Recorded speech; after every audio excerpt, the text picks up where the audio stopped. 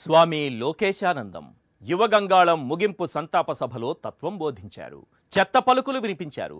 ఇంట్లో చెత్త పక్కింట్లో వేస్తే బంగారం అవ్వదు కదా అనేది ఆయన గారి ప్రశ్న.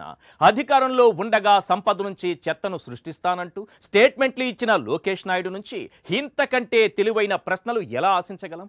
ఎన్నికల సమయంలో ఏ పార్టీలో అయినా అభ్యర్థుల మార్పులు చేర్పులు సహజం, అవసరం కూడా. దాన్ని వ్యూహం అంటారు. ఎవరికి ఎక్కడ మంచి పట్టు ఉందో, ఎవరికి ఎక్కడ గెలిచే అవకాశాలు ఉన్నాయో వారినే అక్కడ నిలబెడతారు. ఓసారి ఒక నియోజకవర్గం నుంచి పోటీ చేశారు కదా అని పర్మనెంట్గా వాళ్ళను అక్కడి నుంచే పోటీకి దింపరు కదా. ఏం టీడీపీలో ఇలాంటి మార్పులు చేర్పులు ఎప్పుడు జరగలేదా? అంతెందుకు, గతంలో చంద్రబాబు తన నియోజకవర్గం మారలేదా? ఇప్పుడు కుప్పంలో ఓటమి భయంతో సేఫ్ నియోజకవర్గం బాబు వెతుక్కోవడం లేదా? మరి ఈయనగారు కూడా ఆ చెత్తలో భాగమేనా?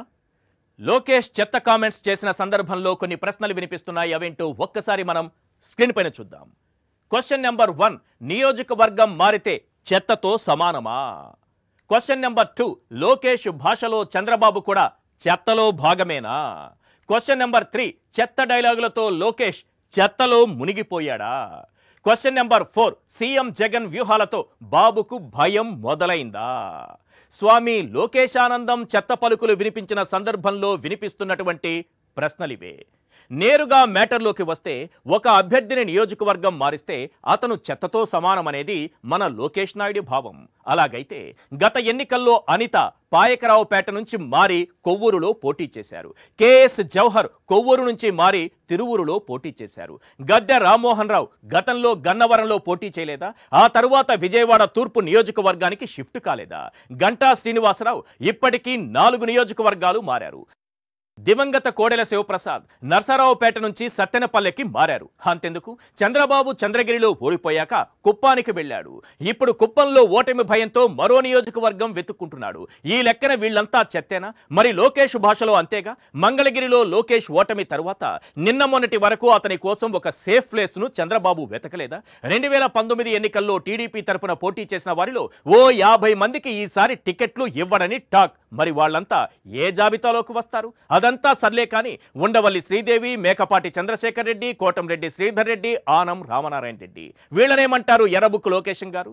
వీళ్ళు కూడా ఆ చెత్త జాబితాలోకి చేరితే ఆ చెత్తను మీరు పార్టీలోకి రెడ్ కార్పెట్ వేసి ఆహ్వానించారా?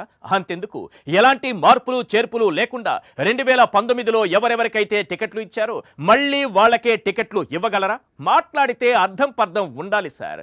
అయినా స్క్రాప్ మొత్తం మీ దగ్గరే పెట్టుకుని ఎదుటి వాళ్లను చెత్త అంటూ వేలెత్తి చూపడం నీకే చెల్లింది. పార్టీ విధి విధానాలను బట్టి, ఎన్నికల్లో గెలుపు అవకాశాలను బట్టి మార్పులు చేర్పులు చేయటం ఎక్కడైనా కామన్.